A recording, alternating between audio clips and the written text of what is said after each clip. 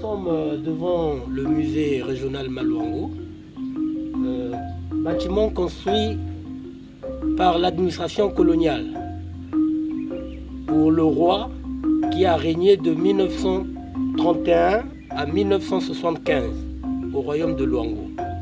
Et ici donc nous sommes dans la capitale du royaume de Luango.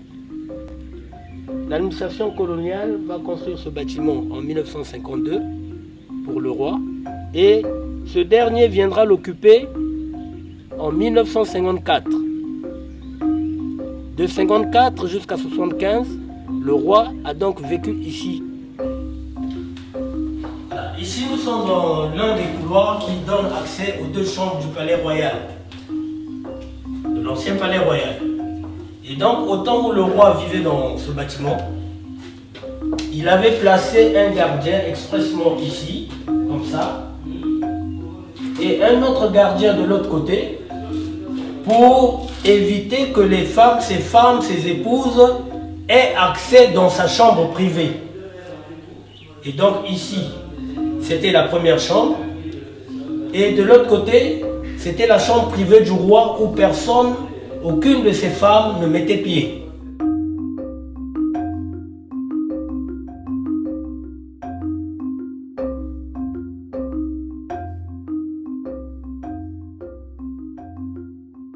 Là, nous avons une râpe à manioc qu'on met dans le pétrin. Le pétrin, c'est ça. On met dans le pétrin. Et la maman va faire des mouvements pour pétrir son manioc, comme sur la photo ici. Voilà. Et une fois le manioc bien ramolli, on va emballer dans des feuilles. Et on fait bouillir pour un certain moment, on retire du feu et on enlève les feuilles. On met des petits morceaux, on coupe des petits morceaux. Et on sert, ça peut accompagner la viande, les sauces, ainsi de suite.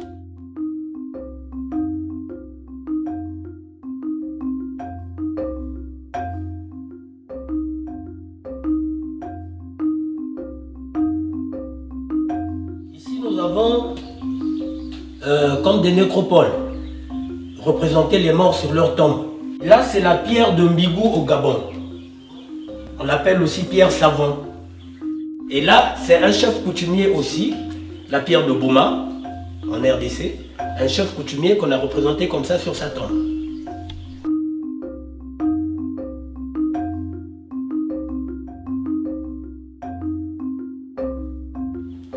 Voilà.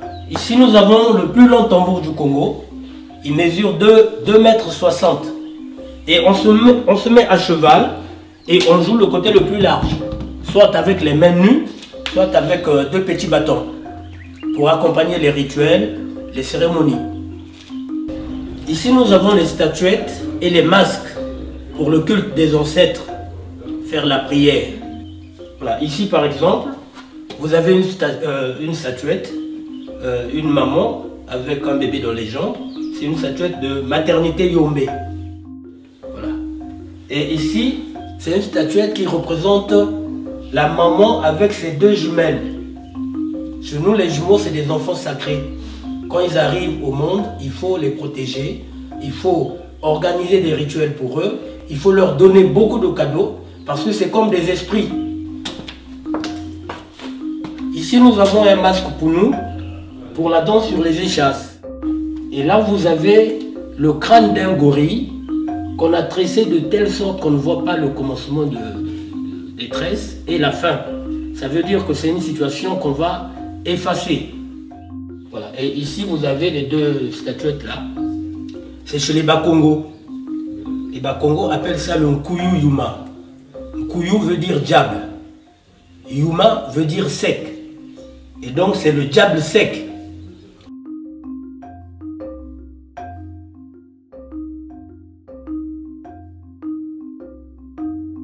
Voilà une poupée magique chez les Bembé. Ils appellent ça le Mouziri. Voilà, le Mouziri, c'est une poupée, c'est comme si on représentait l'ancêtre dans la maison. Et donc, l'ancêtre est décédé, ça fait plus de 50 ans. On prend ses ossements, on met dedans, dans la poupée. Et on lui fait comme un hôtel dans la maison. Et les scarifications au niveau du ventre ici, vous voyez à l'époque, Il y avait aussi des gens qui se taillaient même les dents en forme de V pour avoir un joli sourire et tout. Voilà, c'était juste pour la beauté. Et comme la beauté concerne tout le monde, voilà, l'ancêtre là aussi s'est scarifié son ventre pour se faire beau.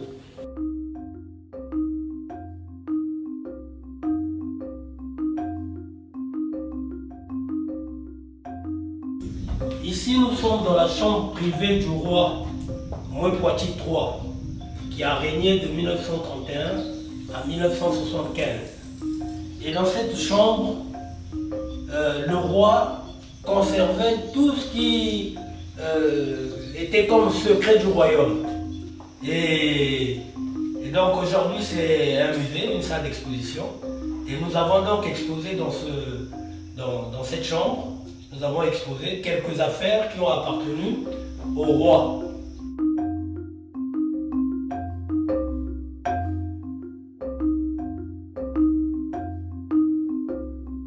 Et là, vous avez les objets de culte du roi.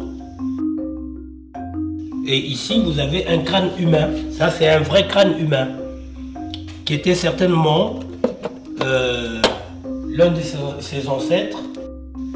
Et là, vous avez un récipient. Ça venait à la côte, les Portugais, quand ils sont arrivés, on mettait le whisky dedans. Voilà, c'est de l'alcool qui est arrivé, c'est le Bristol, ça. Ça vient de la Grande-Bretagne. Et là, vous avez les costumes du roi. Voilà. Et ce costume-là, c'est le même qui va porter sur le portrait. Le portrait qu'on va vous montrer tout à l'heure, c'est le même costume qu'il a porté. Et la deuxième veste aussi, c'était pour lui.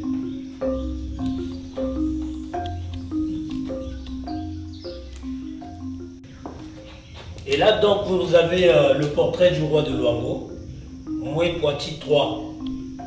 Moué, c'est comme pour dire Sa Majesté. Poitiers, c'est son nom de famille. Et III parce qu'il était le troisième Poitiers sur la liste chronologique des souverains Vili. Et là, vous avez ici le site sacré qui est réservé pour inhumer les rois. Ici, vous avez le moyen de transport traditionnel qui était le tipoy. Et ici, vous avez les pipes du roi. Et le drapeau du royaume, c'est l'emblème du royaume. Et là, vous avez les décorations que le roi a reçues auprès de l'administration coloniale.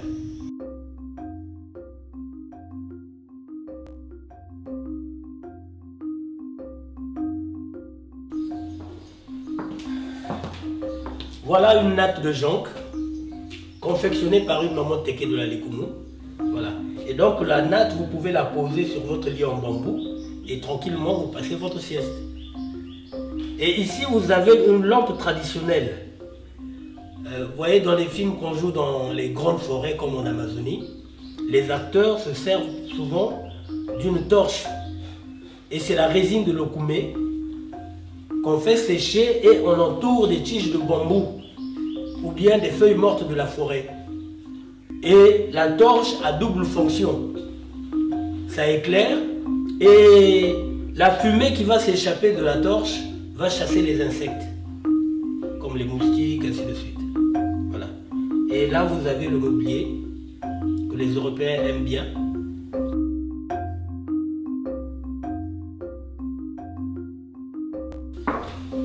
Ici, je rentre dans la première chambre du palais royal. Et c'est dans cette chambre que le roi passait les nuits avec ses épouses. Il en avait 6. Et les 6 étaient logés dans les bâtiments annexes qui sont dehors là-bas. Et quand il avait besoin de l'une de ses épouses, la journée, on avertissait la journée. Et le soir, elle se retrouvait dans cette pièce-là avec le roi pour passer la nuit. Mais le lendemain matin, elle devait rejoindre sa case dehors là-bas. Mais aujourd'hui, c'est un milieu public, c'est un musée, c'est devenu une salle d'exposition.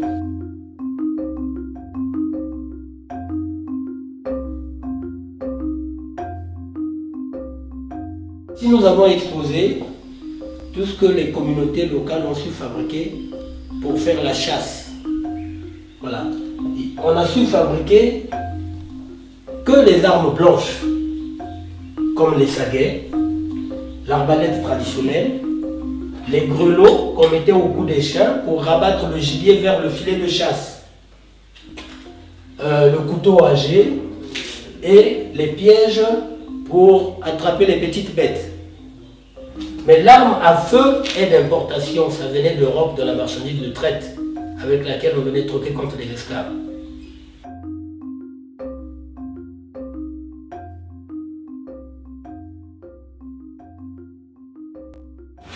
Ici, on a fait la présentation des ustensiles de portage.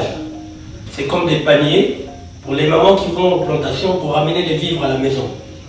Sauf que la forme de la hotte va changer selon le milieu, selon l'ethnie. Ici, vous avez la forme de la hotte chez les Teke, l'ethnie Teke. Là, vous avez la forme de la hotte chez les Lumbu. Ici, vous avez la moutette chez les Bakongo. Et on appelle ça moutette parce que ça se transporte sur la tête. Et ici, vous avez la forme de la hotte chez les Pounou, dans le Niari. Et là, c'est la forme de la hotte chez l'ethnie Bembe. Chez les Bembe, leur hotte a cette forme-là.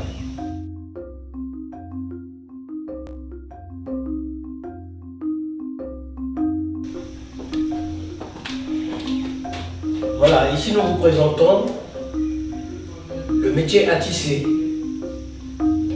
Mais là, nous avons le tissage pour fabriquer le textile traditionnel qui est le raffia. Et c'est un textile très fin qui ressemble à du lin et ça fait habiller. Et les spécialistes du métier à tisser sont dans les régions très lointaines de la côte.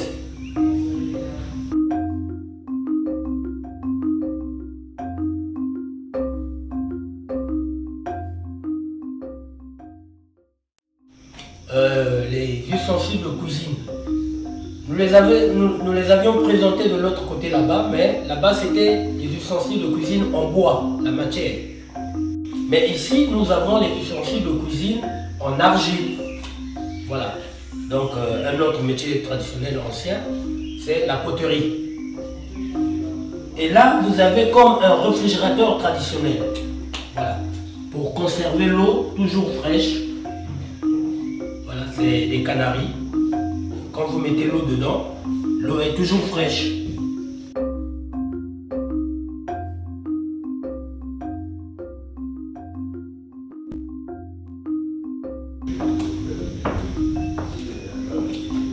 Et là, nous avons le soufflet de forge pour fabriquer les outils de travail traditionnels. Bon, il y a deux membranes en peau d'animaux qui manquent ici, avec les deux tiges. Quand vous actionnez sur les tiges, ça active le foyer à charbon qui est ici. Et vous chauffez le fer, une fois rouge, vous le battez et vous donnez les formes, la forme que vous voulez. Et là, nous avons les outils de travail traditionnels, fabriqués par le forgeron. Et le moyen de transport sur l'eau, c'est la pirogue. Bon, on a des problèmes de conservation, voilà, avec le temps, le bois s'effrite et puis voilà. Et donc la pirogue, c'est le moyen de transport sur l'eau. Et ici, nous avons la monnaie traditionnelle. Avant que la monnaie coloniale n'arrive, nous avions notre monnaie. Et cette monnaie nous a servi pour les mariages et pour le troc. Voilà. Et là, c'est la monnaie frappée chez les Teke. Et ici, c'est la monnaie frappée chez les Vili. Mais chez les Vili, quand la monnaie coloniale va prendre place, ils ne vont pas jeter leur monnaie. Ils vont l'utiliser pour éduquer la jeune fille avant de se marier. Ici, nous vous présentons l'équipement d'un malafoutier. Bon, malafoutier, ce n'est pas un mot français. C'est un français un peu congolisé. Chez nous, quand on dit malafou, c'est le vin.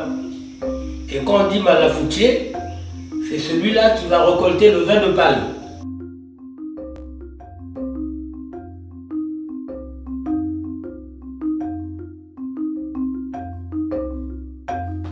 Ici, nous avons une nasse pour la pêche chez les hommes.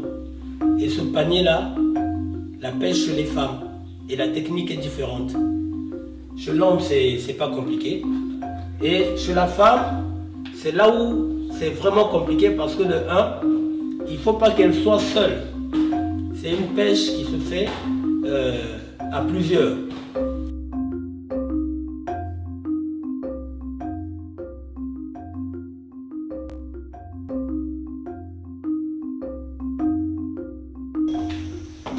Là, nous avons un poteau de case et on l'a intitulé poteau de case enseigne de fécondité, l'origine de l'homme. Et poteau de case enseigne de fécondité parce que effectivement, c'est un poteau qui a soutenu la case d'un médecin traditionnel. Et dans les villages, les cases sont comme ça, avec deux pans. Et le poteau central de la case, c'est celui-là qu'on a présenté ici.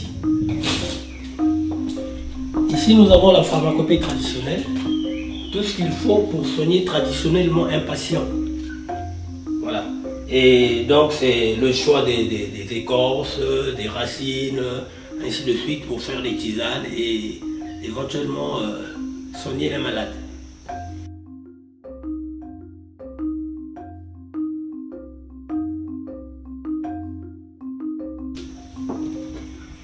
Là, sur ce tableau, nous avons le tableau de peinture, nous avons la piste des caravanes.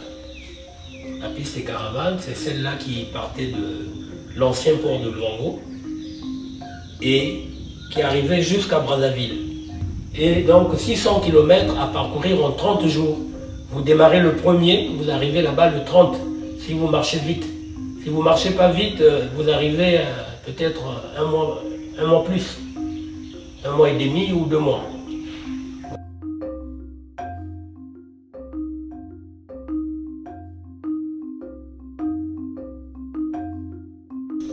Ici, nous avons présenté quelques espèces d'animaux qu'on peut trouver au Congo.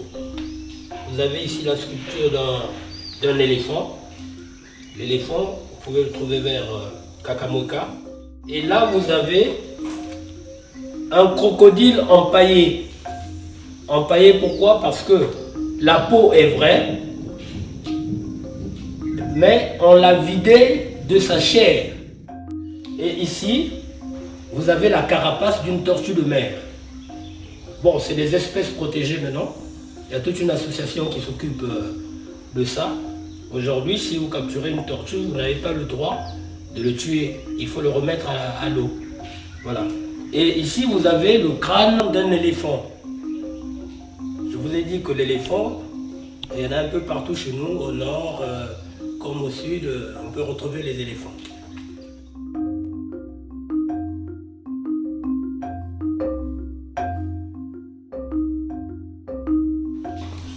Ici, nous retrouvons les instruments de musique traditionnels. Et les instruments de musique traditionnels ont aussi servi pour la communication. Voilà. Le tambour, on dit, c'est un moyen de communication à membrane. La membrane, c'est la peau de l'animal. Et ici, c'est comme un téléphone traditionnel. Le tambour à fente. C'est pour transmettre des messages codés en cas de fête, en cas de danger, de malheur, de rituel, de rassemblement, voilà. Et ils avaient une manière de cogner dessus, un peu, ça fonctionnait un peu comme le morse, et les populations savaient traduire les messages. Et ici, vous avez le tambour vili, et on le reconnaît par le bas, parce que son bas est rétréci. Et ici, vous avez comme une guitare, chez les Yombe, ils appellent ça le ngofi.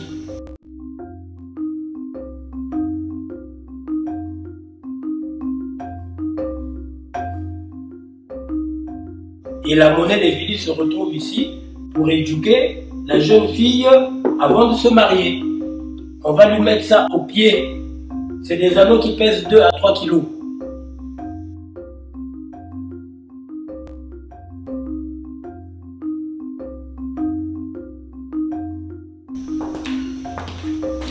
Voilà, ici c'est la conférence de Brazzaville qui s'est tenue à Brazzaville en 1944, présidée par le général de Gaulle lui-même. Tous ceux qui ont siégé ici, c'est des Européens. Et le seul noir qui était dans la salle, c'était pas un Congolais, c'était un Français de la Guyane, Félix Eboué. Voilà, c'était donc une conférence qu'on a tenue pour envoyer les députés qui devaient aller siéger au Palais Bourbon à Paris.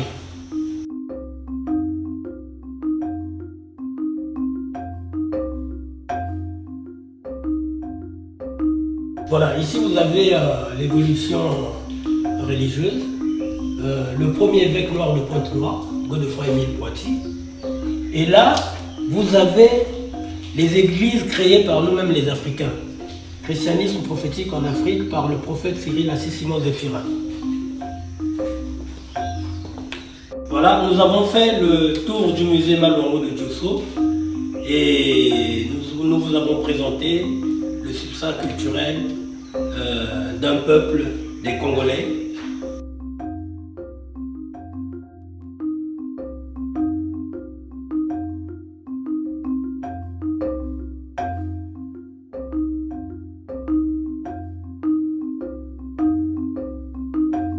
De sa